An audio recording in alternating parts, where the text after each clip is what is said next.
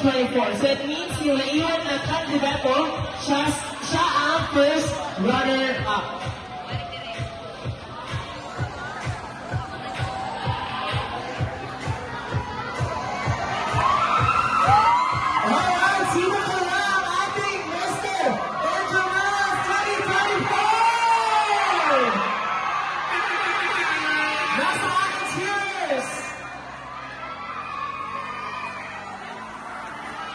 That's how the cheers from Grade 3 level!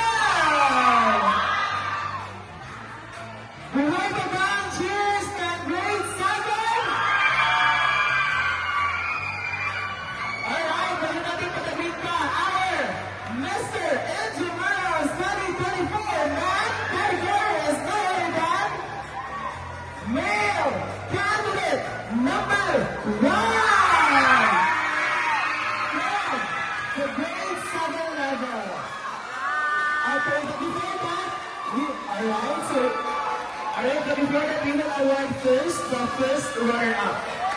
Okay, so proceed ka muna sa backstage.